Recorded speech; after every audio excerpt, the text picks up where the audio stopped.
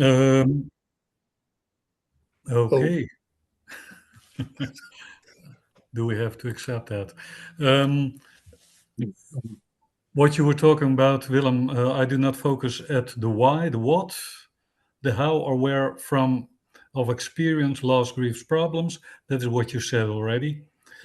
So let me briefly summarize that visually, and we go to slide number 2. So that is the core perspective. That's right. We move away from explaining the past towards responsibility to what life is asking now. And it is freedom, responsibility, and meaning. Willem? Oh, the methods of existential analysis that I use is all kinds of Socratic dialogues, and I try to assist clients to rediscover and remobilize their awareness of their own sanity and sanctity, their dignity and their meaningful contributions to both present and future. And to understand this, we should use a simple model, and we will see it in the next slide about the human being. 3 dimensions: somatic, psychological, and noetic. The person is not reducible to the psychological level. Yeah. Considering the Nominal Socratic Dialogue tool, because it is a tool, it's not a test, it's a tool, I refer to Paul Pollack, who in 1949 wrote a famous article about the importance of existential analysis, Frankl's work, to psychotherapy in general. And his motto was omnia mecum poto. Whatever I need, I have it in myself. It says that all one needs to change, one already carries within, referring to the inner dialogue and the unconscious existential values as guideposts in change and mental health. Pollack was Frankl's closest ally. He had promoted recognition of what became the Third Viennese School, and he underlined that existential analysis is focusing at healthy noetic potentials rather than at psychological or emotional conflicts from the present or past. Let me make that concrete, and we will look at slide number 7. What is NSD? No, that's too far. That's too. NSD, the Nominal Socratic Dialogue, reactivates inner dialogue, restores self-distancing, and reconnects with conscience.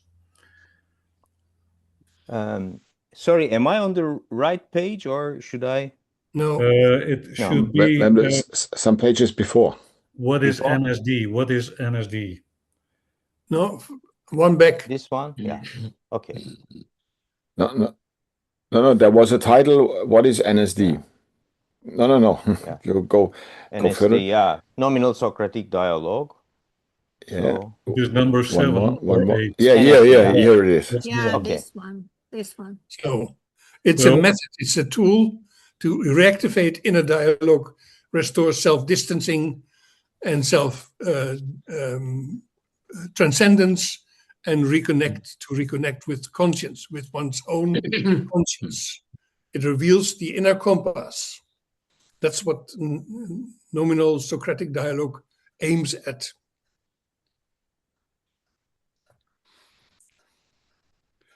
Also, the main issues are self-distancing, self-transcending, and the open dialogue with conscience. In as far as the individual is spiritual, they exist as a person, Frankl said. No? To be short and clear, that is number 8, slide 8, the process. This is the movement from situation at the top to response, and that is action. And you can follow the different moments in this slide: situation, inner dialogue, self-distancing, conscience, decision, and action. Meaning emerges in response, not in analysis. That's right. So the Nominal Socratic Dialogue is a tool for analysis, but it's not its goal. No? The tool is not a goal in itself. The goal of the Nominal Socratic Dialogue is to retrieve a situational, personal, and meaningful awareness of one's own noetic dynamics in relation to a situation or another human being. That's a very important point because the noetic dynamics are what is making the difference between psychoanalysis and logotherapy.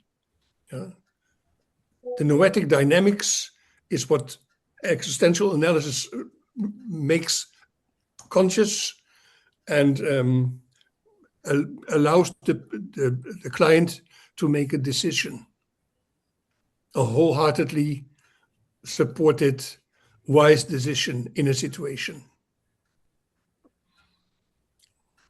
The orchestra of three, yes.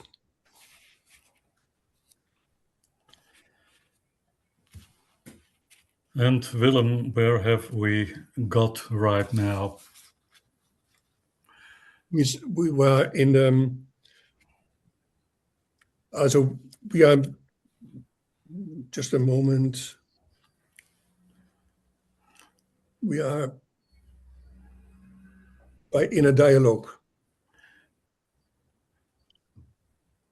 I think we are at the point of the paradox. No, not yet. Okay. We are still on page 1. Okay. The tool shows that searching for and finding meaning is an ongoing, a pre-logical and unreflected process, shaping a paradigm for a good life to be lived by action and experiences, despite the harsh reality in which this process runs. The clients are a part of reality, and the reality is a part of the life of our clients. And what is important about the Nominal Socratic Dialogue is that the client rediscovers that there is a process within that's still going on despite problems and losses and other blocking things. And the more focused on meaning, the less we find it, because that's what clients do if they come. They hyper-reflect and hyper-intend. Meaning cannot be pursued because we cannot predict our next answer to a yet unknown situation. Meaning ensues all by itself, similarly to a life in loving kindness, unfolding itself in a multitude of acts of self-transcendence. That's what we aim at, to help that to rise above the problem, the awareness that the process of conscience is going on, is an ongoing process. Although we have no grip on it, I cannot direct the awareness of meaning. I cannot decide about meaning in a direct way. So making meaning and chasing meaning leads to the existential vacuum, because it's neurotic. So when the client discovers or rediscovers his own noetic dynamics, he may say, "Oh, I didn't know I had this within me. and the reconnection is with dignity, freedom, and true responsibility. Frankl writes responsibility, and neurotic people hate responsibility, and they have a problem with freedom. And that's what eats away their dignity. So, as I said, meaning ensues all by itself. Similarly to our life in loving kindness unfolds itself in the multitude of acts of self-transcendence. I can only find myself in a true mode as far as I am dedicating my life to something or to someone else. No, so the next point is that therapists and clients, we are all participants in a society which provides solutions for individual needs, and in an economy that steadily produces new needs. Today, I read in the newspaper that millennials get stuck expecting a perfect life. So we got so used to what normal means that as soon as something breaks up this normality, problems arise. I heard some comments on the message that fuel for airplanes is going out soon. And many people spoke about it. Oh, and I just booked my holiday instead of, good for the environment. Well, that was also a possibility. So the presented problem of a client cannot be separated from what we are used to in social terms. So we are participants in trends, and we are also participating in the row of collective trends that could be very neurotic. Expressed as neurosis, the problem says, this is just how I am. I cannot change myself.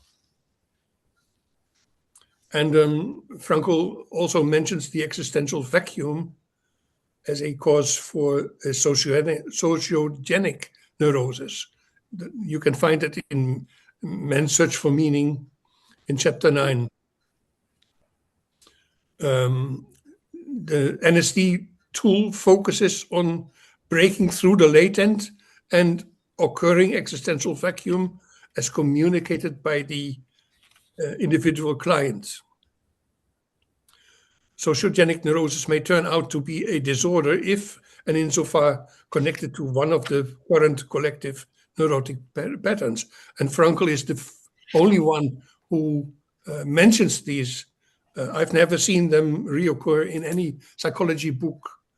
Frankl talks about the provisional lifestyle, about collectivism, about the fatalistic attitude, and about fanaticism.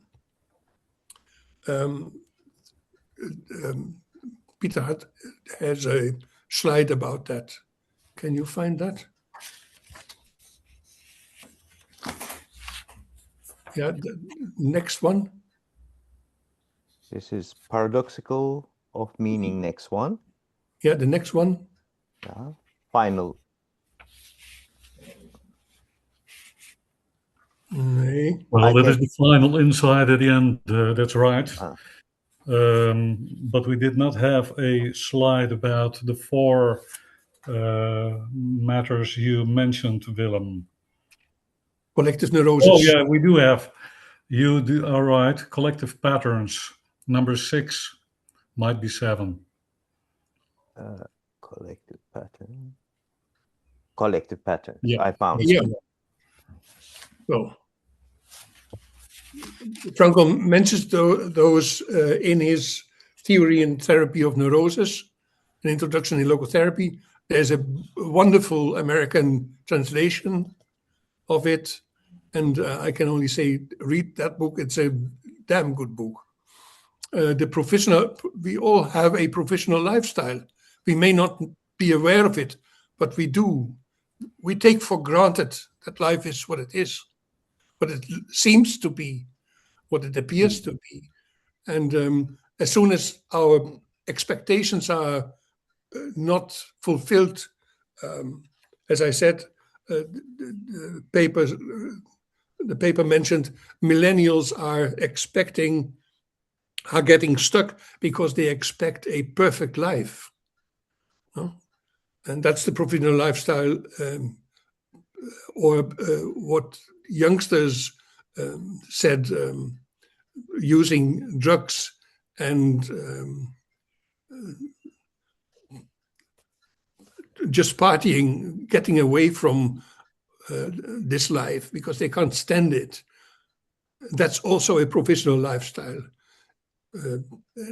Collectivism is the loss of self, and a part of collectivism is indifference. If you lose your awareness of self, you also lose the awareness of what happens to other people. And if you are a collectivist, many of us are, we do what everybody else is doing. That's collectivism. And if shit happens, then we look away and we don't say anything. Fatalism is of course thinking that all is nothing. No? It's just a tool, or it's just him or her. So fatalism makes things smaller and makes people powerless. We can't change anything because they up there, those who reign us, those who finance the society, decide. That's fatalism. Fanaticism goes one stage further. It is the loss of respect for other life. The key word for fanaticism is revenge. It's an ugly example of it is the present president of the United States, or Hamas teaching children that killing Jews is a meaningful life and leads to heavenly glory. That's fanaticism. Collectivism says life is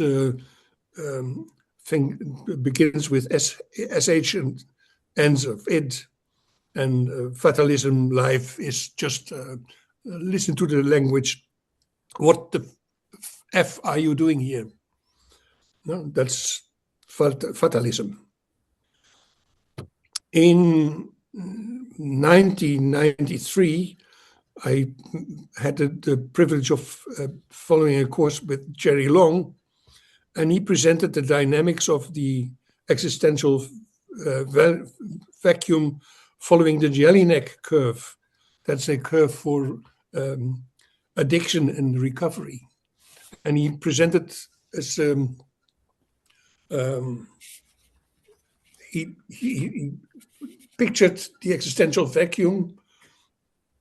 Here I'm going and I'm living in a provisional state and falling into a pit. That's the existential vacuum. And on the way down, all these problems arise, and we are, even if we think we are normal, part of us is participating in such situations. We cannot forget that, and we must pay attention to it, especially in our days when the complete state of our life is questioned. And these four bad angels make themselves known as in what others people are communicating about what life means. The client suffering from the existential vacuum de facto has abandoned the self and substituted the self with their hurt egos of victimhood, descending from the noetic into the various psychosocial and or psychosomatic projections, and acting like victims and remaining there because it's comfortable to be a victim in our society. I can't help myself. I can't change myself. The others are the ones to blame. Avoiding responsibility or trying to be like all the others are. That's avoiding freedom. And everything in these realms is avoiding being what your conscience is telling who you are to become. And this is the key shift. And we turn to the real issue. That is 6 or 7, Memdu, slide, the real issue. From the noetic dimension, we turn into psychological and social projections. The problem. The real issue, that's the one. Yeah. Willem? Yeah, that's the problem. The loss of the access to the noetic dimension. That goes for therapy. If you read your psychology books, there is no noetic dimension. It doesn't exist. But we all know that this dimension is real. It's everywhere in the world, in all cultures. People are aware of the fact that they are persons and that there is such a dimension as conscience, and that there is a urgent need to decide between good, false, bad, or meaningful. We must decide. We cannot avoid making decisions. And people who have no idea that there is such a thing as the noetic dimension, because they have been raised to ignore it, cannot help themselves. That's why they go to therapy. They can't help themselves because nobody told them that there is a different stage in life, that living like all others is being part of a herd. It's not being part of humanity. A final note is maybe if you read Frankl's Will to Meaning, you will find on page 38 the picture of three-dimensional space in which two values are projected in a lower dimension. And in the lower dimension, they seem to be the model of two circles covering partly over each other, which is then the picture of common ground in discussions. But there is no common ground. There are two values with a hierarchical difference that requires our decision. That's the thing that may also be important to realize before we go to the noetic, to the nominal Socratic dialogue. The existential vacuum thus describes the condition of people who, for various reasons, did not find meaning in their lives and consequently experience boredom, emptiness, loneliness, and suffering, because they feel all the time looking for something, looking like I'm searching for my keys, but I'm still looking in the wrong place. They know they're they have a hint. There must be a key, but I can't find it. That's why the nominal Socratic dialogue is helpful. Because in the final analysis, the existential vacuum is a paradox. If we broaden our horizon, Frankl says, we would notice that we enjoy our freedom. We are not yet fully aware of our responsibility. And if we were, we would realize that there is plenty of meaning waiting to be fulfilled by us. That is a very important line in Frankl's work. Meaning is waiting for us. It's outside. It's not inside. And the noetic dimension is not another limbo where we could meditate and stare at our navels and don't move. A famous picture is in the New Testament. In one of the letters from Paul, he refers to men sitting with their backs against a tree, waiting for the kingdom of heaven to come. And Paul says, you have to look at your wives, your women who jeopardize their own life for the next generation. That's courage. There is an awful lot to be done. And the more you respond, the more it emerges. And the more we try to find the meaning, the less we find it. Because meaning ensues, it cannot be forced. Meaning is the answer a person gives in the next moment when confronted with a situation that requires his or her attention, or another human being require his or her attention, care, or whatever. The paradox of the existential vacuum is that the solution of it is with the patient, with the client. He or she carries all he or she needs already within. Our task is to raise the awareness and to do that in a way that touches this awareness, not by our action, but by the action of the client himself or herself. He or she can do it. And then meaning ensues. I prefer the term for such a life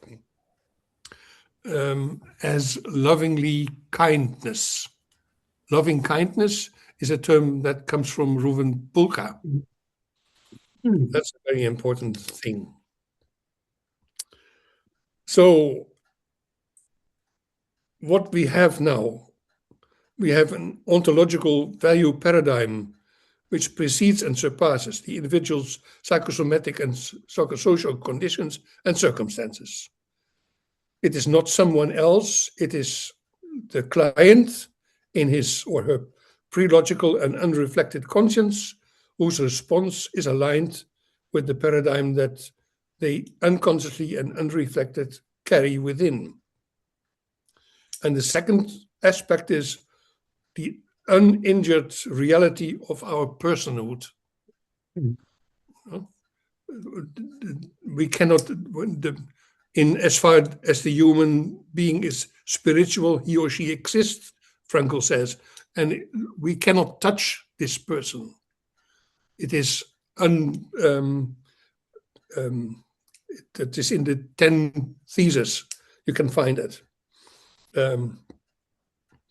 I have the hope that the client discovers that he or she can change without ever becoming another person, a different one. Alias aliter sed non aliud is the Roman Latin word for it.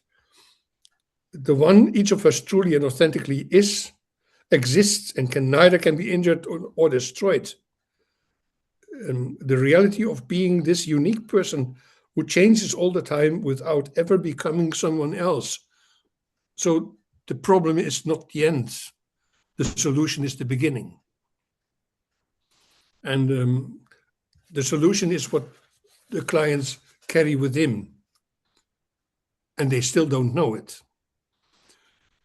It's what makes us human. We are required to respond.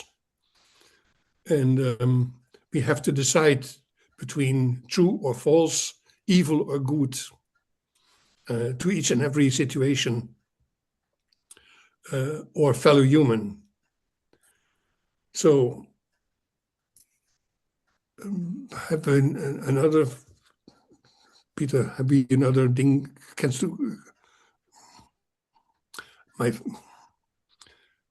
you please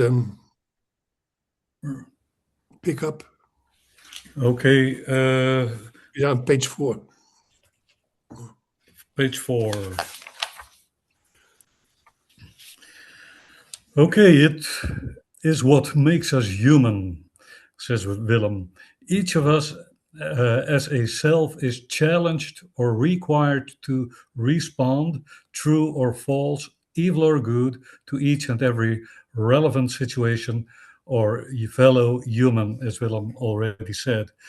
We do not know where our personhood origins, but because being a person is ubiquitous, we also must accept that each of us carries a unique, realistic, optimistic value paradigm, enabling us to respond to each situation in which we are challenged or required to contribute to the truly good. No slight change. We have still the human being, three-dimensional view of the human person. It is now I'm losing track with it, but we'll continue. We go to the transition to existential position. The NSD came up, differentiating Frankl's arguments for a tragic optimism into arguments for an optimistic realism, deciphering the normally hidden noetic. We are not just victims, sufferers, or sinners facing their fate. We are authors and actors despite, as well as thanks to our imperfectness and or bad experiences. That is where true ownership and responsibility occur. That is where we can say yes to life in spite of everything and everybody. That is where meaning becomes human triumph, a building block for a monument or a livingly kind contribution to the lives of others. We take final insight now. That's the last slide. Human beings are not only victims, they are authors and actors. Responsible participants.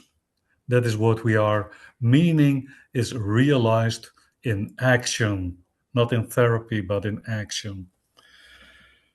Okay, the Existential-Analytical NSD tool aims to rediscover or to discover a therapeutic key. And that means to the operative awareness of the meaning of the moment, the concrete challenge or task or whatever life presents, and the courage to become its own personal follow-up. The meaning of the moment is what moves the orchestra of three. We do have a slide with the rings. That is number 10. With rings, yes, that's the one. The wisdom of heart, the conscience, and decision. Together they bring possibility into reality. And the decision to follow the two, bringing into reality what until then was just a humane possibility. We take the same slide again. This is the moment where heart, conscience, and decision come together, and possibility comes into reality. The NSD tool remobilizes or mobilizes the courage to be oneself, and this is connected with Paul Tillich. It takes courage to stand by yourself. It takes courage to leave the psychologically defined self as a mere selfie behind and acknowledge that the true self, with a capital S, always implied and until the end will imply the relationship with the other. And this is connected with Martin Buber. Courage is not the absence of anxiety, but the decision, in spite of anxiety, to stand in for a meaningful other or for some cause outside oneself. It takes courage to recognize, accept, and integrate the awareness of the uniqueness and the responsibility of one's own life. It takes courage to pick up and carry whatever cannot be changed. Courage is the defiant power of the human spirit, or in other words, of existing to no longer remain the slave of one's feelings. And then we come to a closing sentence of this reading from Willem. All what existential analysis and therefore what the NSD tool does is helping people to pick up the pieces and courageously start over. This time, however, as a free and responsible agent, helping clients to remember and honor the very secret of existence in this world. Human beings are not defined by what happens to them, but by how they respond. Meaning is realized in action. That's it, people. Willem? Yeah, thank you. To remember and honor the very secret of existence in this world. That's why I came up with the tool. Remember is one thing, and honor is the activity that comes along. That's important. Thank you. Thank you. Dr. Maas, aren't you going to introduce that nominal Socratic dialogue? How to implement it to us? Yeah. Okay. I was looking at language, and people make sentences in all languages. They do. They use verbs. Verbs are words describing change. So we cannot build a sentence without verbs. We cannot leave the world as it is. We change it all the time because we are using language, and language uses verbs. I might remember you that the Hebrew language mainly bases on verbs, not on substances, but on verbs. Changing the world, changing for the good, bringing light. Then,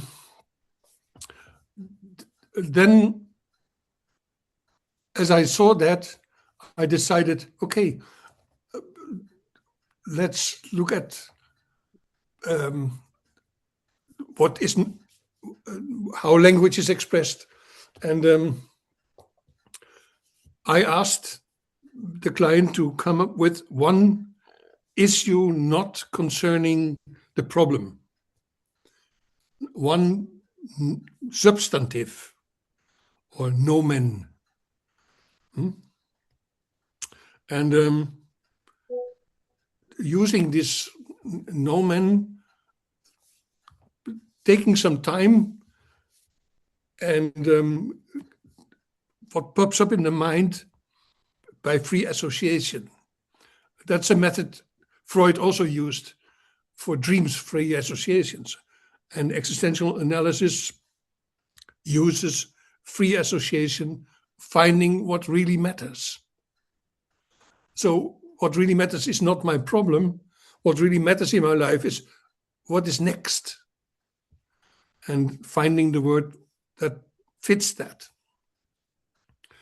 If this one nomen, this one substantive is on paper, and I use a blank sheet of paper, a lead pencil, and an eraser. Why the eraser? Anybody? I need an ID. Because for what reason I would use an eraser? For correction, I guess. Yeah, because our conscience is a good help, but it's not perfect. It's a human conscience. It may err. And I might exchange a word that I used for a better option. So a lead pencil, when I write in ink, I cannot correct it. When I write in lead pencil, I can always correct it. So the Nominal Socratic Dialogue uses six substantives. The first one is the main one, and then 5 others are being found, and then I ask to make a list of the 6 nouns and choose the 3 most important. And from these 3, they all get a cross. And the most important of the 3 gets a double cross. 2 X's. And then 3 are left, and the most difficult becomes a minus. So you might remember the arguments for a tragic optimism in Frankl's work uses triangles. And I put the triangles together in a star. And the one who comes up with the words is the person. So that's the star. My client is always a star. And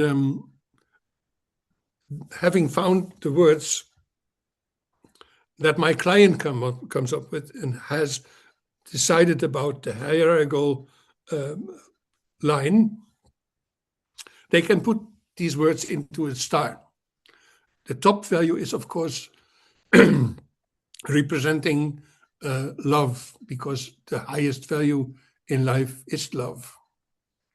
And the minus comes on the down pointing star, where reality or death or transience normally stands by Frankl. And then the other items are filled in the upwards pointing star, the 2 other crossed words, and then where Frankl in the tragic triangle writes guilt and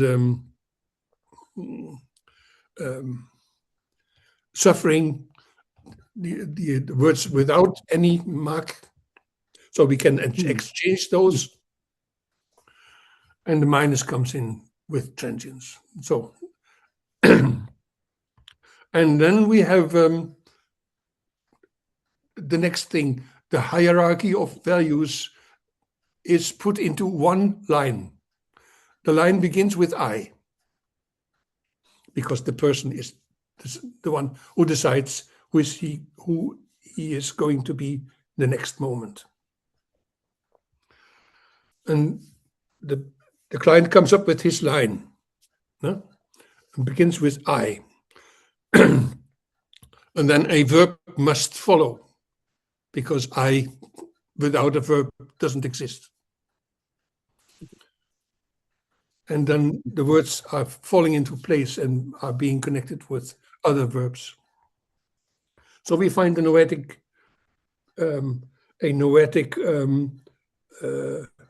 dynamics, turning from love to the star. That you can find that in the files that I shared with you.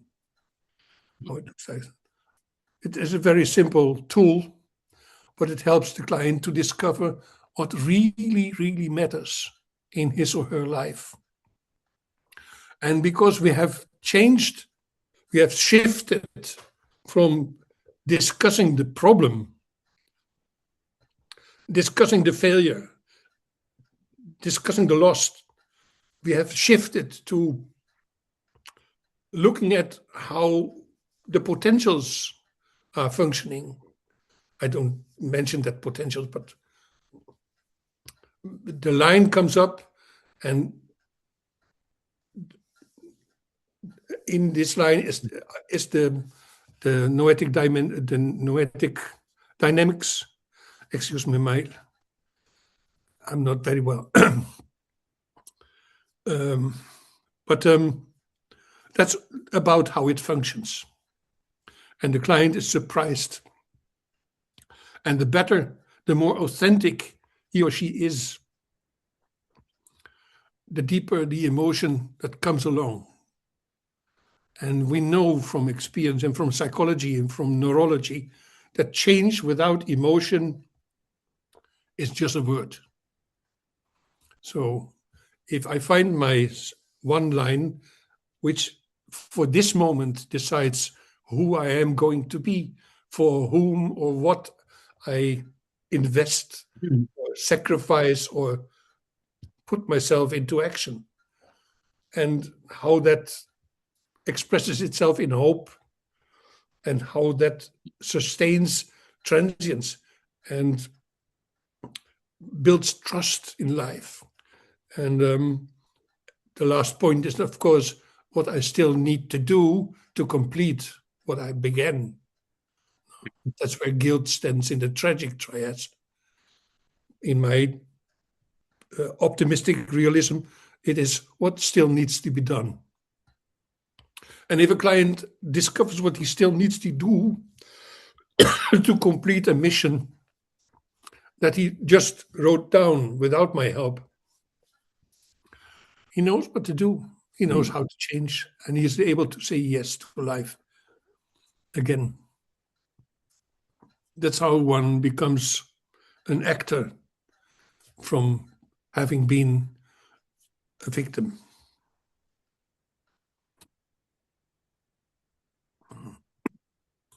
I just lost my voice. Further questions I could interrupt, Willem? Yeah. I must say I experienced the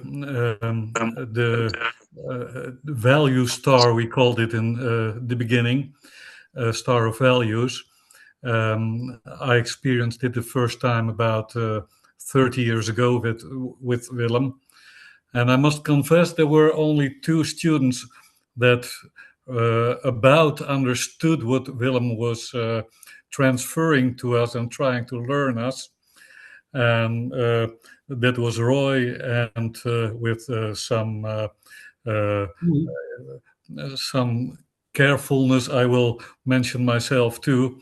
But it wasn't too easy to follow Willem in those days, to find out how it functions. But I must say, through the years, it turned out to be a magnificent instrument to use. And as I told Julia some time ago, you can start at a quite easy level and find out, working with the instrument after years, that you will find ways to go deeper and deeper at levels. But what I personally recommend, and what I teach our students to start at a level which you yourself can understand how to use the instrument, and take time to build up experience, to find out how deep you can work with it yourself. One example of one of our students a few years ago, I trained her with Willem's method, and I did it on an easy way, I must say. And she came back, and after a month in the training, and she said, "I must do something wrong." Why is that?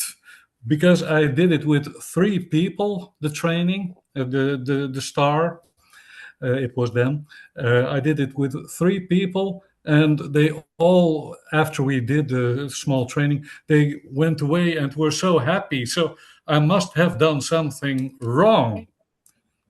I said, why should you have done something wrong? Because when the effect is that people go, they come in with their problems and go out laughing and having joy, you must have done something right. Yeah, but it cannot be true because it is so complicated. You trained us, you warned us, so I must have done something wrong. No, my dear, you must have done something really good, but don't expect that you go all the way down to the deepest level. Start with 1, 2, or 3 levels deep. That is enough for the moment. Julia, did you have already some experience? Peter, I'm finishing my master's in supervision. It's 2-3 days, and then I will go to basic ID. It's my Okay. plan. We will hear what your experiences are. Yeah, for sure. And I will do it with a group of our students in Ukraine to test how it will be. Yeah, great. Thank you. The model of the therapy, I promote a 8-session model in which we use the dynamics of the issues from the start, each issue 1 session. And if you do that, you can deepen those issues mentioned by the client and helping the client to retrieve more momentous for the solution of a better life.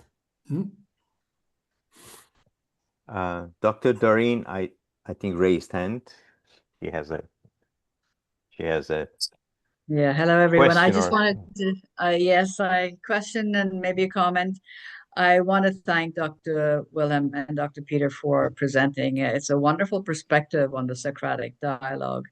It's one of my favorite tools. I've used it for 40 years. And in all the other tools that Frankl talks about, this is my favorite.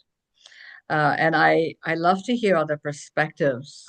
It reminds me of 2 PhD students, this was about 10 years ago, introduced, based on the Socratic Dialogue, motivational interviewing tool. I wonder if anyone has heard about that. I think it's more of a North American tool. Some people in our profession have heard about it in the UK, but I didn't like it. I didn't like that perspective because it turned out to be a very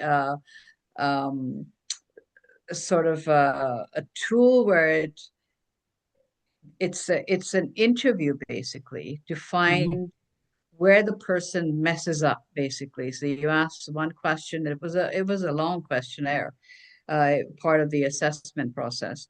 So that you ask one question at the beginning of the tool, and 25 questions later, you ask the same question again in a different way. And that's how you catch the client out in their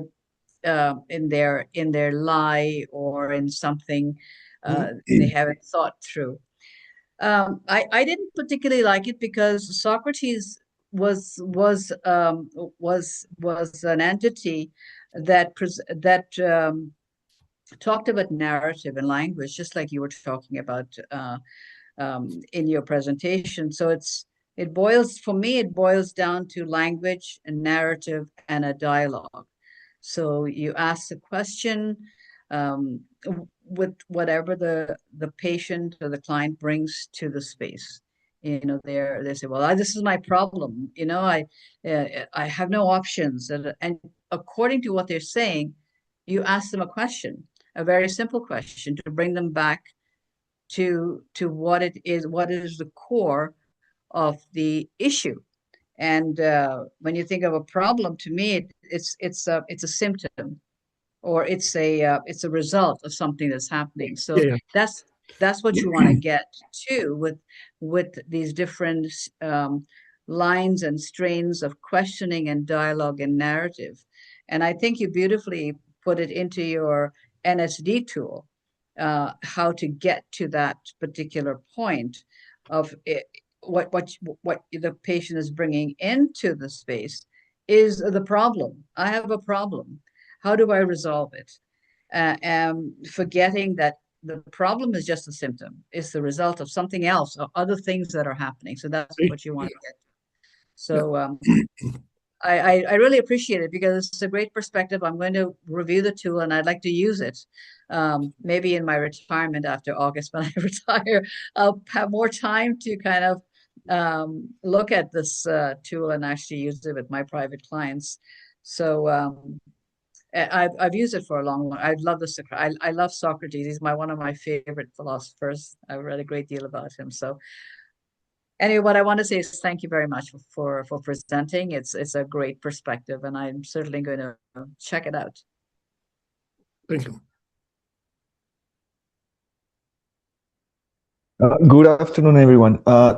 Dr. Maas, I have a question. And do you have any other resources like videos or a paper or something, or a specific case that could help me understand your method?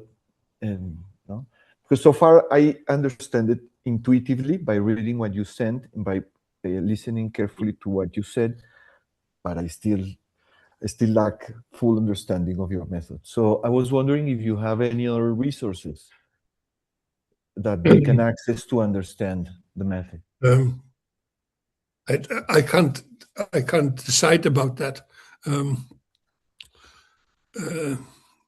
I published some of my lectures, Okay.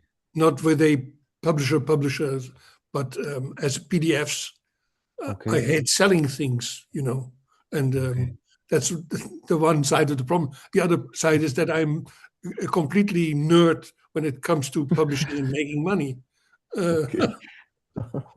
If you are interested, please send me an email and I'll share some of my lectures. Absolutely. Thanks a lot, Doctor.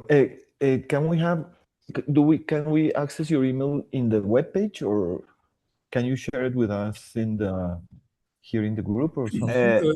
Willem or is it in the invitation? Willem.maas@victorfrankl.nl. Willem.maas @victorfrankl.nl. NL. Netherlands. Okay. Fantastic. Thanks a lot, sir. I live in Germany, but the email is still Dutch. Okay. Thanks a lot, Doctor. By the way, we did have a special 12, 13 years ago, probably, of our newsletter. You can find it on the website, victor.nl. Mm-hmm. And the newsletter is a special on this method. Okay. So you can download it. It is partly in English, partly in Dutch. But nowadays it's not any problem anymore to have it translated automatically into your own language. Is it from Italy? No, I'm from Colombia. Colombia. Okay. That is Spanish, isn't it? No. Yes, Spanish. I also know Italian, but my main language is Spanish. Okay. But anyway, it is easy to translate it with DeepL or with AI Fantastic. nowadays. So everyone can have all the articles in its own language, and it is working terribly great nowadays. So most articles are from Willem himself. So you find explanations about it. And of course, if there is some need in the future, we can start an online training to make the basics available, of course. But that might be a next step. Start with it. I had contact with Julia here in the room too. She will try it by herself in the coming time. And what I did with our students, making an easy way to get familiar with the instrument, which is not as Willem would teach himself, that I must say, but we are more common people, so we try to do it in a way everybody understands it. And then people who are brilliant can go further and have a training in a way Willem has in his mind. Fantastic. Well, the main thing Thanks is a lot. the main thing is that you remember, if you love someone, if you truly love someone, then you are prepared to suffer if needed. So that is self-transcendence. And if you love someone, you look for their needs. That is self-distancing. It's the complete tool is based upon self-distancing and self-transcending to remobilize that. This is quite simple. So we have the items: love, commitment instead of suffering. I am committed to you. And then hope, that remains. Then transience, that's our harsh reality. That's always the most difficult point. How can we survive the reality in which we find ourselves? Therefore, we need confidence we need to reaffirm that our aim was a good one, was a true, authentic one. And after confidence, we find out what else we need to do to complete. So that's the circle. There's nothing more to it. It's very simple. The only trick is that you bring your client to come up with the first word, and then ask him or her to add some more, to come up with 6 items. And because we have induced the first one, the spirit, the mind of this person will come up with familiar issues all by itself. And then we ask some silly questions, make 2 groups, the 3 main issues, cross them on, and the most important double cross, and then 3 items are left, and 2 are interchangeable, and the most difficult is that's reality becomes the minus, and so we can put it into the star and write a P in the middle. That's the person, that's you are. You are the star of your life. You are a light, and that's where I have remained true to Frankl's natural spirituality.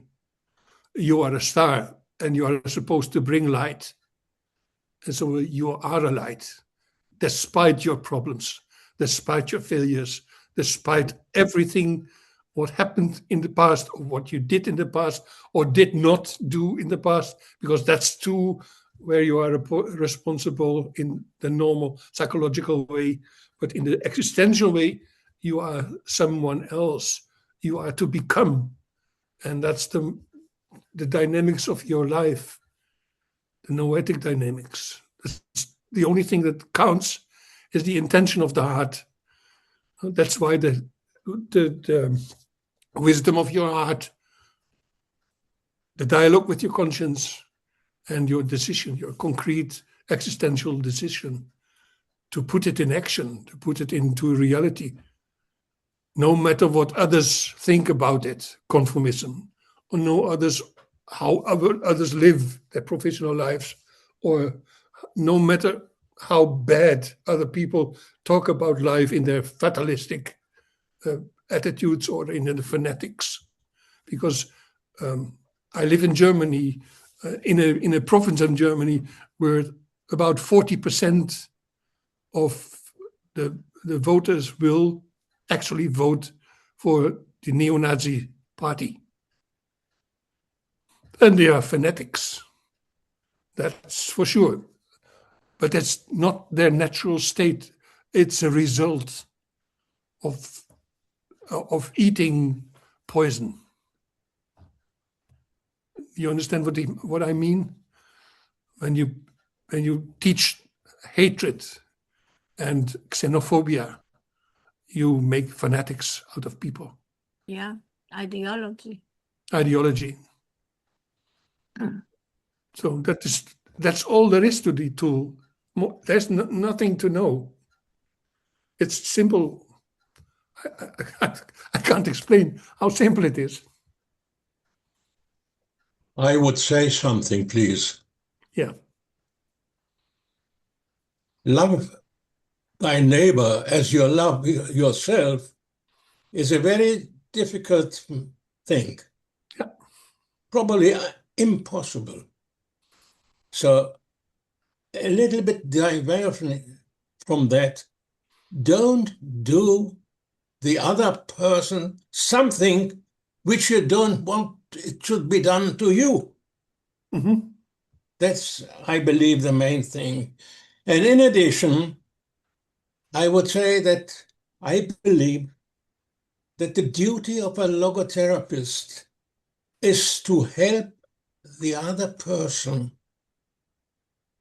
to find meaning in his life. Yeah. In the way that suits him. And not what we think is right or what we think if he has done wrong. Because I don't believe people sometimes do things which they find out that are not so well done. So do it better. Learn from that and do things much better if you can.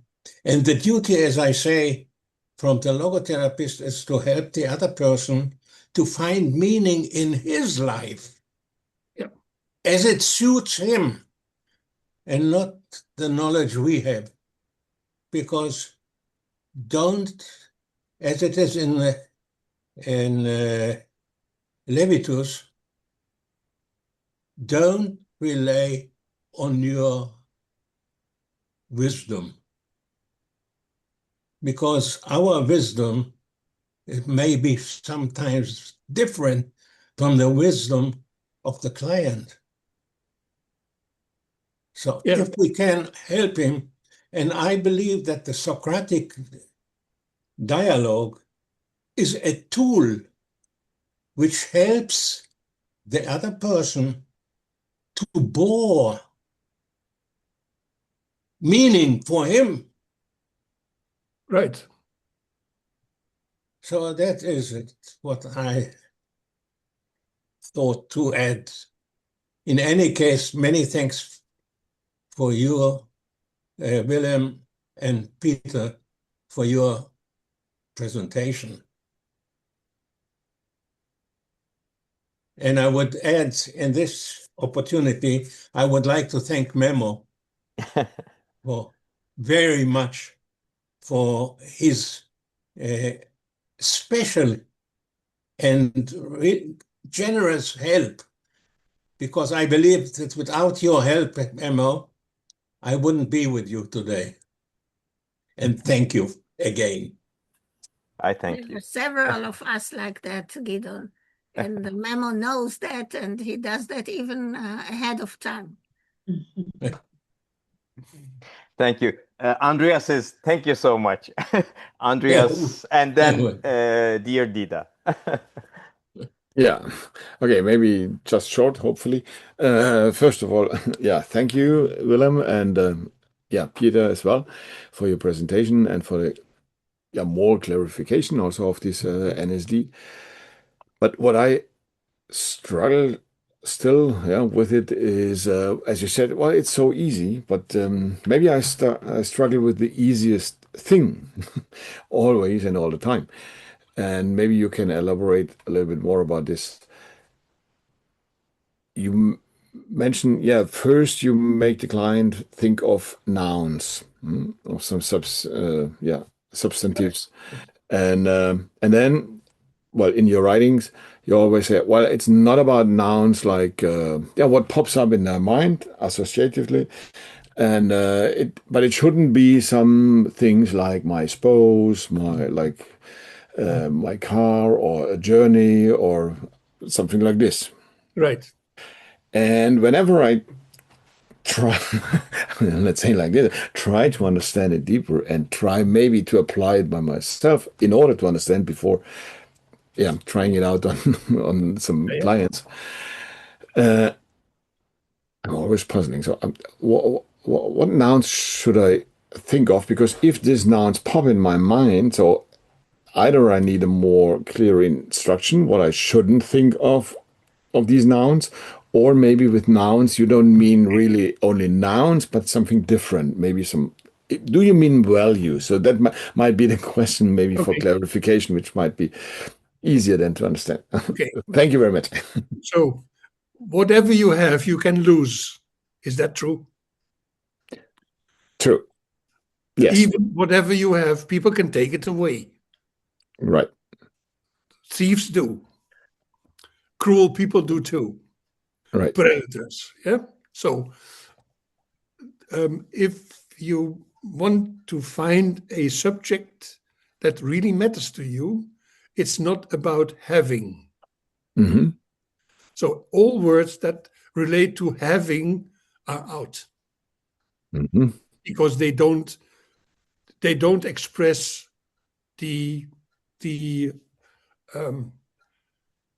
importance of what you live for.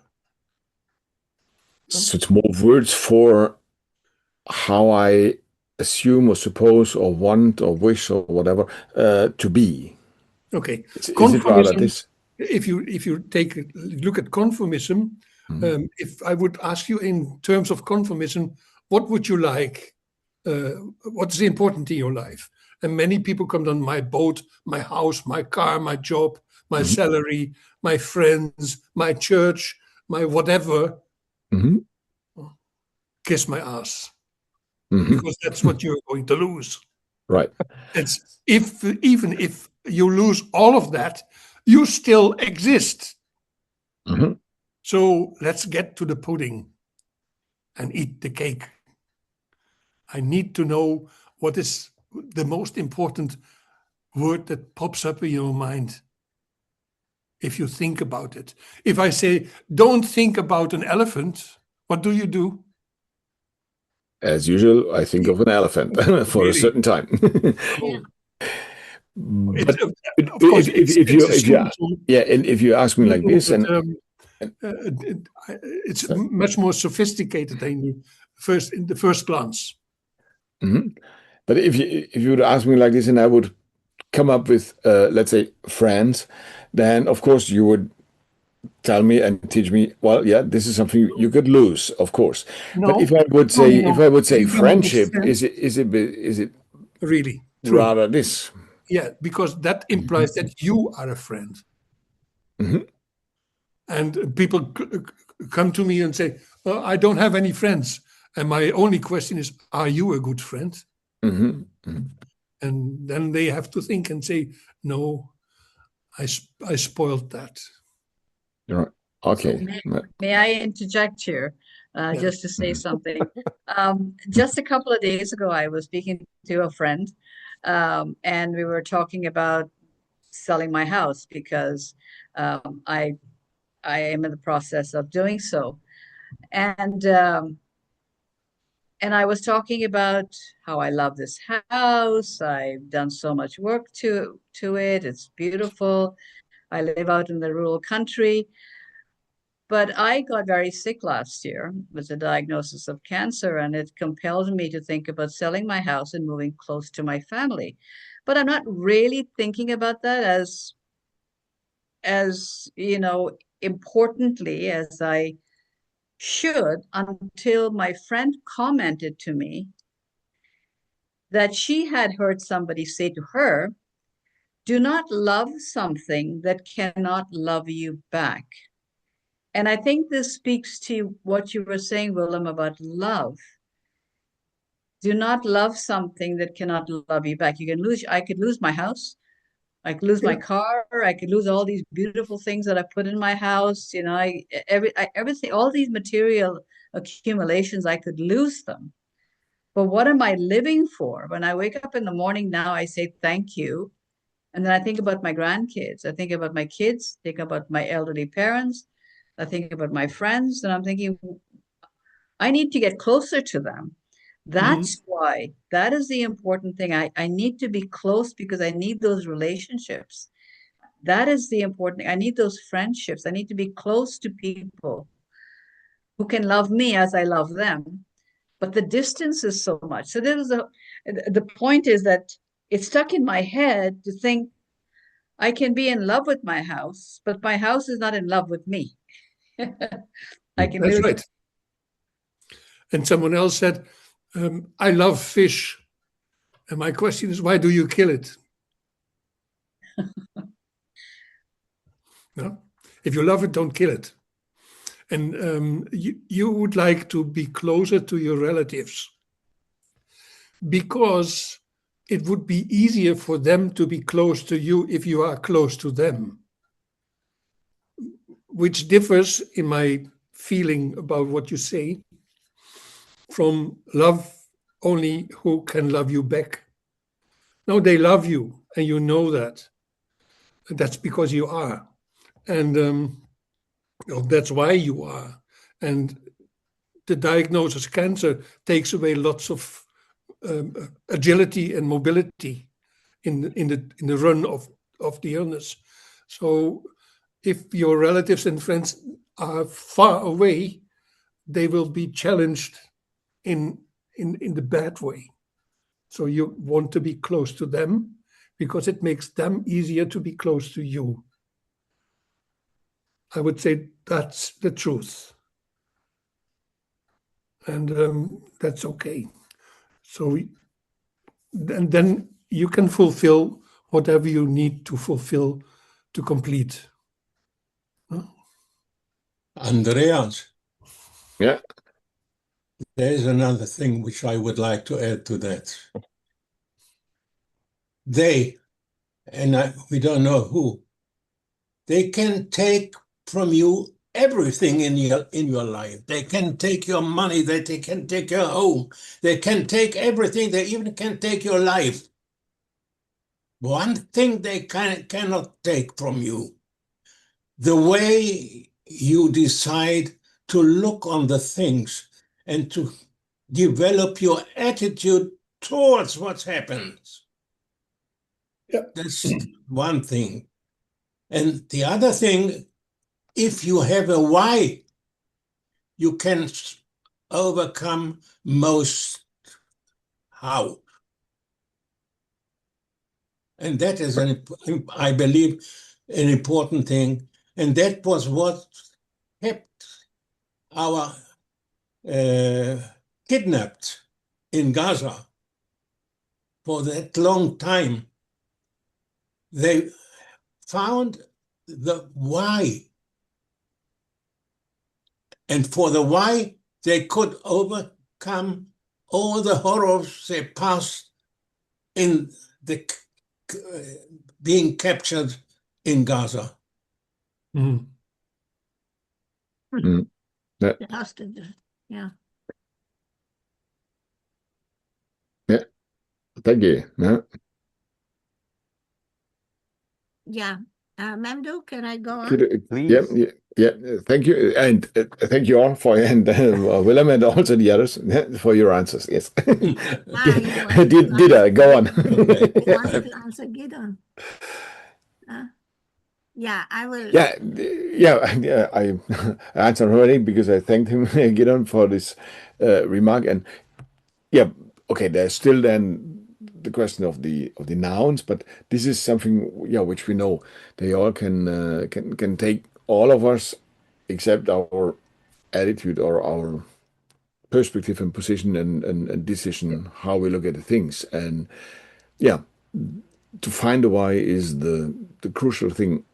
Well, this is what it's about, meaning in life, to find this meaning. No one can touch who you are. Right. Only the one who loves you.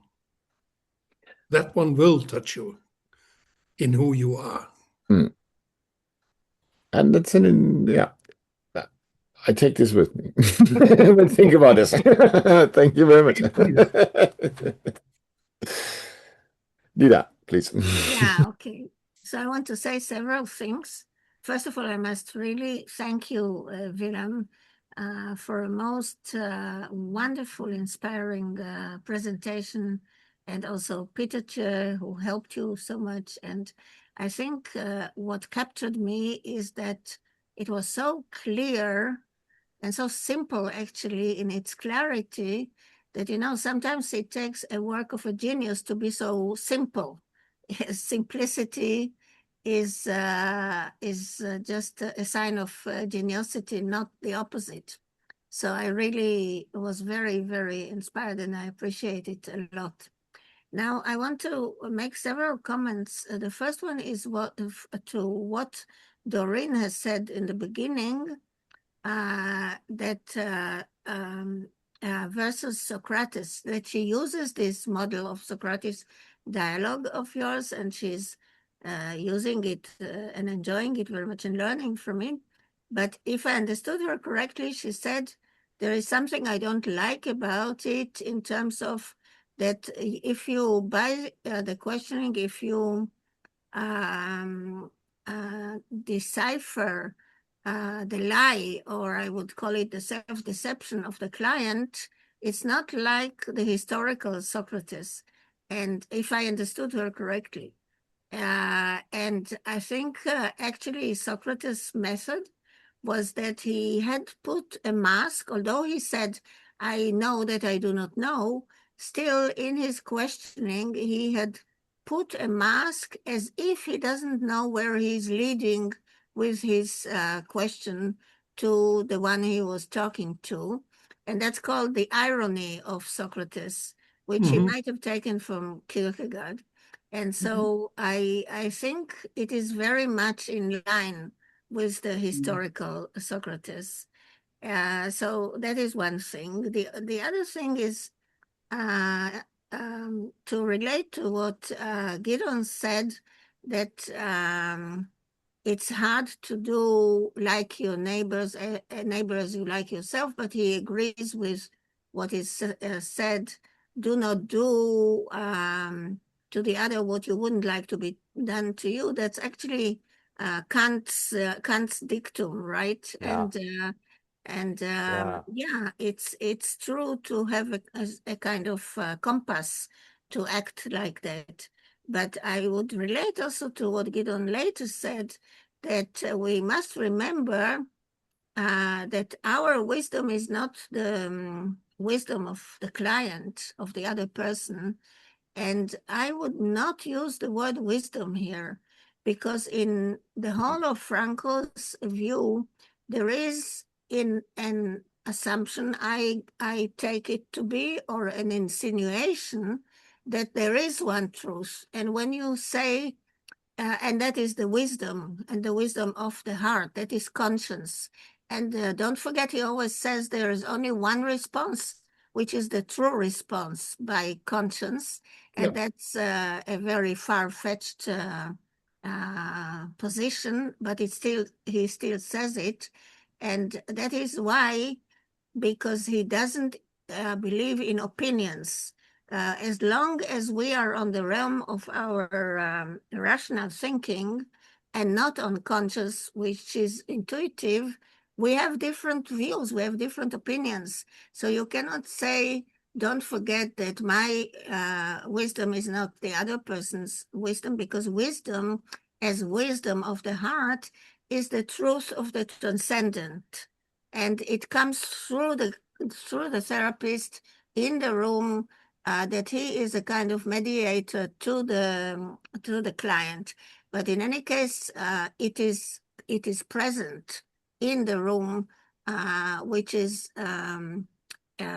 what he added to Buber's I and Thou, it is the triangle of the I and Thou and the transcendent in the room. And the transcendent is the voice of the unity, of the one truth. It's not like you can very easily go, if you say something like that, you can very easily go to the postmodern view. Everyone has his own truth, and that's not Frankl at all. No, that's right. Yeah. And what else did I want to say? Something about what you so beautifully said about accessibility to the noetic dimension. And of course, our tasks as logotherapists is to raise the degree of awareness of the person, because everyone has the noetic dimension in himself or herself without knowing it. And as you said, when they discover it, it's a whole new field for them. But I wonder if it is not a matter of a degree of consciousness of a person, because like Plato says, there are 4 degrees of consciousness when you come out of the cave on the way back to your source. And like, many others, also in the Eastern tradition, there are several degrees of consciousness. And I guess when tragedy happens to a person, then life forces him to choose either to develop, and then he raises his consciousness, or sometimes he not surrenders, but gives up. He gives up, and then he doesn't develop out of trauma. And so I think maybe sometimes it's not so possible for a person to access his inner dimension, his noetic dimension. I can give a very short example of my father, who had been, my late father, who had been a great, great professor, in the first in the world, I guess, in his profession, but he had no accessibility to his inner world. He didn't understand one word what I was talking to him, or one word of my doctorate work. He used to kind of make fun of me and not ridicule, because of course he did it with love, but he just, it's an example. He couldn't have any insight into his inner world. And I think many intellectuals are like that. And it's an art of the therapist to find some opening to touch his heart. And that's our hope. That's our hope, that we can still bring that accessibility. And the I'm sorry, go ahead. And the last thing is very short, that I would like to ask Willem, in continuation to what Guido asked you, if you have any materials to share, etc., etc. I would love if you have a written form, or even a video of the 8 stages of therapy in that way. I would love to see that. I added it to the file that I sent you previously. Okay. Yeah, I still have to apologize that it's still the problem No, of my computer man, who has to find the right cord to my computer, and he has not still. It's important for me to just clarify I'm sorry. It's important for me to just clarify what I said about the Socratic dialogue. Yeah. I was comparing what Willem and Peter presented, their NSD model, with another model that was created that was called the motivational interviewing. That is what I think they misunderstood Socrates and when they created that model. And I tried to talk about it. I talked about it extensively and said, no, this is not what Socrates was saying. This is the Socratic dialogue. It's not to catch one out in the lie. It's to help the person birth the answer that's inside of them. It's to birth their own answer, as Socrates was saying. He was like a midwife. So the questions were very gentle to draw out the information that they had inside of them. And I also wanted to clarify that my diagnosis is in remission and I'm doing well. So it's just opened my eyes to the beauty of life, to the beauty of my Logo family, as well as my own family. And to help me to understand what's important in life, and material things really have taken a back seat to my life. No matter what it is that I've accumulated, it means nothing to me. It really, because I'm trying to learn more and more and deeper what Frankl meant by what we are talking about here as logotherapists. Meaning ensues when we ask ourselves who we are and what's important to us in this life, and to live as decent people. Like Frankl says, there are two races of people, decent and indecent. That's a very profound thing when you think of what's going on in the world today. And I ask myself, am I a decent person? And what does that mean? And so that is something I'm working on. Yeah, that's really good. People who refuse to let go of their past. I once said to someone, okay, you complain about the abuse you were submitted to, and you do that for many years. You have done that for many years. Don't you think you have become the perpetrator of your own misery? No? And you have to make a choice there. Do I really want to be my own abuser, or do I embark on the next stage in life? That's what astonished me in the first time that I read Frankl. I was a student in Brussels, in Belgium, and I remember the bookcase where I stood and I saw this book, and this book, Man's Search for Meaning, began to talk to me. It's not about theory, my friend. It's about how you practically live, and how you transform your past into a viable future. And you repeated my statement, meaning must ensue. So we cannot make meaning. It must ensue from who we are. And I think I'm grateful that you picked that up. And by the way, Socrates was an asshole. Yeah. They killed him for it. I like your free spirit today, that you revealed for the first time that you say an asshole, and you said before, what did you say? It was another sentence like that. The F word. What? F. No. What the F are you living for? So somehow said kiss my ass or something like that. Is that right? Yeah. Yeah. If you read American contributions, they are full of it. No?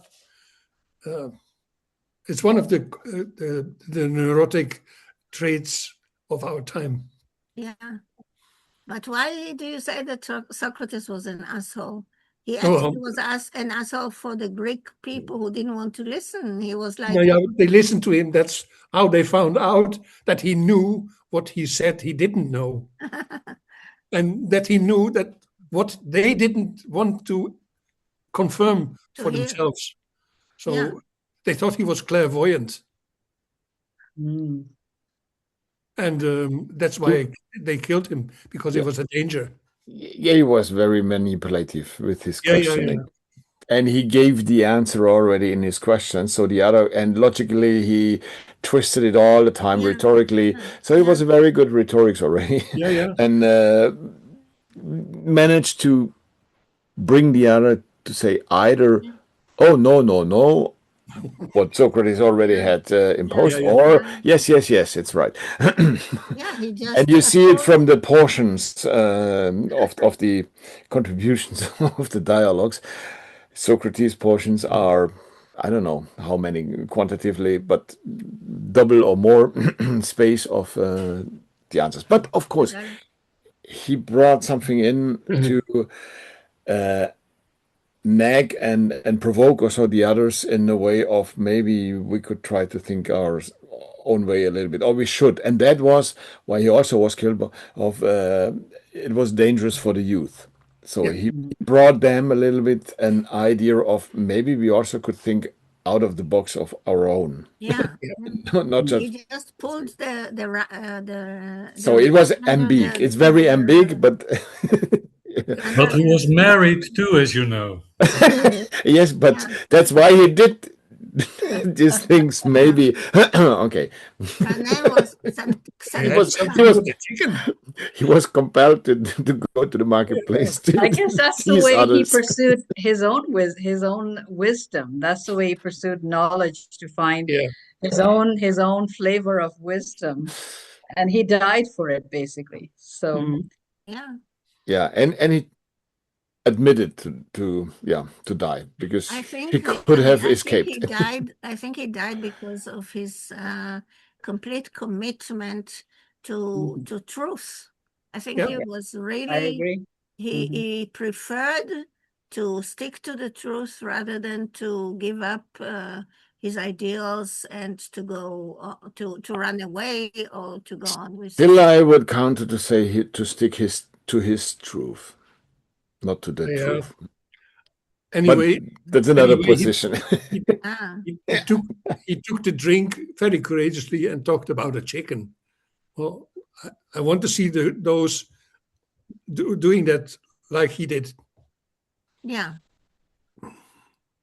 Right. Well, because he completed his life by paying his debt. What? That's a courageous stand. Yeah. That's true. He was not afraid because he knew that his soul is staying. So he was not afraid of this. So is it? That's why I repeated Frankel's remark about the uninjured state of personhood. Who you are as a person, no one can touch. Yeah. And who you are as a person has a part in the coming world. Yeah. And that we should never forget when we remember and commemorate those who were killed. Yeah. They have a part in the coming world. Yeah. They are still with us. Yeah. Actually, there are people who say it's not politically correct to say it everywhere. I wouldn't say it everywhere, but I think in this community I can say it. There are people who are saying in relation to the war in Israel that the ones who were killed are actually high souls that were ready to go. And indeed, like you say, they stay with us, but on another realm, and they contribute to the evolution of humanity, actually, because a lot of them were just the best and who fought for peace and for love, etc. And you wonder how come that they were killed first, and then you come to the whole question of injustice and how is God allowing that? And that's another conversation. But that's the wrong question. That's the wrong question, because the value hierarchy, the second dimension ontological law from Frankel, if two values are projected in a lower, it looks like they are covering each other, but they don't. No, it's not a conflict. It's a requirement for you to decide. It's a hierarchy, and when it is reduced, it's reductionism, and that's why it's not understood. So you are the one who has to decide. So how can God allow this? Is a wrong question. Yeah, it's as wrong as why am I suffering? That's a wrong question. Right. I am saying that people are asking that, but when Frankel talks about ultimate meaning, he also says that we as human beings cannot see the wholeness of ultimate meaning. And by that I mean that how it happens that those souls who fought for love and for peace were taken first, that we cannot understand because it's only something that can be understood by God or ultimate meaning or whatever you call it. because there is an order in the world, and that's the logos. That's the logos that Frankl is basing his whole view on, and he calls it how do you call it? Teleologia in Hebrew. Teleology. Yeah, I can't pronounce it in English. Teleologia in Hebrew, because teleology. there is it's not theology, it's teleology. Theology. Teleology. Teleology. Yeah. From the word telos. Telos is the highest purpose. The world is going towards. So therefore, somehow there are no mistakes, but we cannot see the wholeness of the picture. Yeah. So what we can do is what remains with us is we look at those people. What we can do is what logotherapy also teaches, to look at the things we can do in their place for them. That's to remember and commemorate. Yeah. Also, if I remember and not commemorate, it's an empty thing. I must commit to the memory. Yeah. So if a friend of mine died in his or her sacrifice for freedom and peace, my duty is to look at this life and ask myself, what would he or she have loved to do if they were still alive? And I can take up a piece of that and do that for them. Keep learning from them. Yeah. Keep being inspired by their... Yeah, and doing so is very meaningful. Or this is meaning which you could encounter. And we then can release ourselves from the psychological grief, which is self-pity. Yeah. Yeah, hard word normally if you say this easily to clients, but it's true. But it's true. So I'm very direct. Yes, and I'm a German, so we are aligned. And I do so with clients also somehow, depending on who. But I learned something from Willem Maas, what Dr. Dida Kimor said. For Frankl's, I think, Andreas, correct me if I'm wrong, Heidegger used the same thing, pre-reflexive ontological self-understanding. That's where the nominal Socratic dialogue, I use it as a coaching tool. That is the best tool, really works. And I'm planning to share my experiences with it in the Chicago Congress. So this tool is, please try to. I think you have to try it lots of times. It seems very simple, but it requires mileage, kilometers, I guess. Yeah. So how would you enter intuition? It's the same question. How do I enter into a heart? It's the same question. And very that's a core question, and there's no technique in this case. It's just there are different techniques to help you, but the $1 million question always remains: are you hearing your real inner voice of conscience, or is it your emotions of the psyche? Yes, it's very difficult. We never. There's no guarantee of it.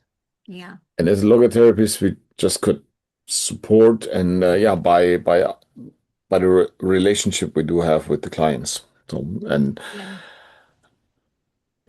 show up this or that, maybe access way techniques which we have learned, which might work or so, but that's not a protocol how to access this intuition.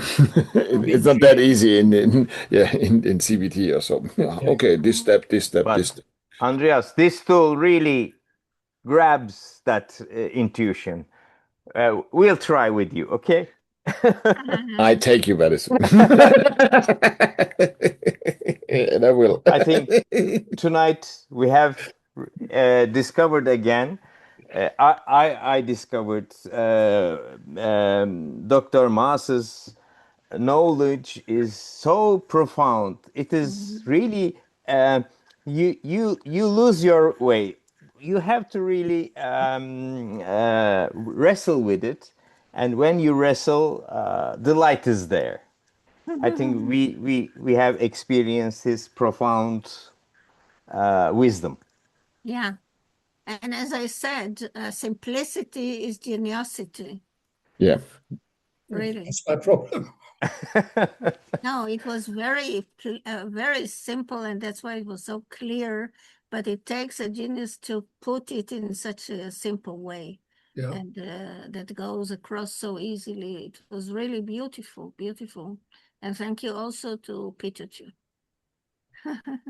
Thank you, Peter. Yeah. Yeah. I love Thank all of Peter's you. attitude. Yeah.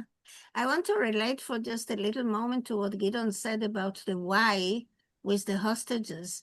I want to emphasize the point that it is actually also, it has passed there to Gaza through Viktor Frankl, actually, because there was one hostage named Hirsch who had read Viktor Frankl. Who had read Viktor Frankl, and he remembered that very sentence, actually by Nietzsche, and I'm not sure he knew to differentiate, but he was the one to tell the others just that very little sentence.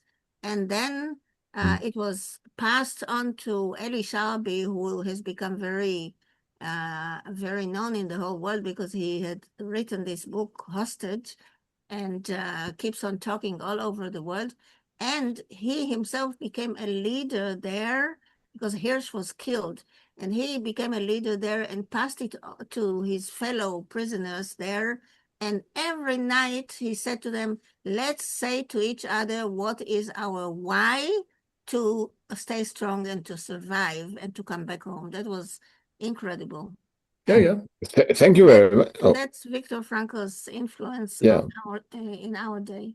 But thank you very much for sharing this because, well, I don't know about this. I haven't heard about this. And, well, it's not I'm very ignorant in digging deeper into all these news because it's too much. Yeah, it's difficult. That's why I wanted to add that. Yeah, thank you. Maybe if I manage to be on the hybrid, on the internet connection with the Chicago conference, I will do something about that. I will present something about that because it's embracing hope after all. Yes, it is. Yeah. After all. Might be great. Yeah. And I just want to say that it was lovely to see everyone. I have to hop off, but I just wanted to say thank you so much. It's been an amazing. We are over time, but this beautiful talks, I didn't want to. It was wonderful. Thank you so much. Yeah, really, it was wonderful. Thank you all for being there. Willem, never say you don't speak English well. Yes, I speak with a terrible German-Dutch accent. Well, Viktor Frankl also said like Viktor Frankl said, yes. Viktor Frankl said, I know I speak perfect accent without the slightest English. Yeah, so. Yeah. Thank you, Dr. Maas, and thank you all for attending. It was an outstanding night. Thank you. Yeah, really. And thank you as well, once again, and all the best to everyone. God bless. And I want, especially those of you who are in a war situation, I want you to wish you all the strength and all the blessing you need, and know that we try to support all of you. Thank you. We know it is what we need to strength. Bye. Thanks a lot. Thanks for the generosity on sharing all this knowledge. Peter, Bye. Thanks for your help and support. Thank you for your We will cope. Bye. Thank you. Yeah. Bye. I hope to see you soon. Thank you so much. Yeah. Also from me, thank you very much. And yeah, Willem, I guess I will write you as you supposed and mentioned to ask for some more PDFs or so. And possibly, I don't know, let's see how it works, maybe with Wemdo or so, once we can have a meeting with Peter as well. And yeah, I need to go. I know my wife is already waiting for the dinner. The best thing that can happen to you. Right. And, Not with a frying pan. I wish you all the best, and yeah, see you next time, and yeah, hopefully somehow in Chicago as well. Yeah. Okay. Bye-bye. Goodbye. Bye. Goodbye. Thank you very much. Bye. Loved it. Bye-bye. Bye-bye. Bye-bye. Thank you again. Bye-bye. Bye-bye. Bye. Bye. I'm closing. It's hard when you're here Yeah. for me to turn it off. So no after party tonight. All of us have to leave, so no after party. But it's a good note to be leaving on because it's just the right atmosphere. It's beautiful. Absolutely. I enjoyed it. Gideon participated. Thank you. Thank you. And thank you once again, Memo. Thank Really.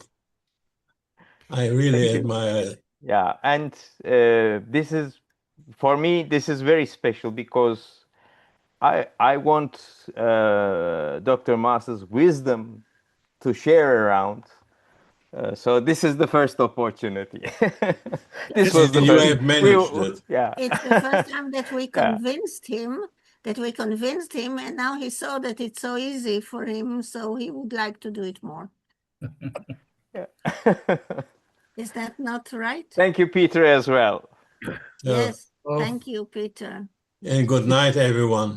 Good night. Good night, and see you again. And See you again. God bless, and take it easy.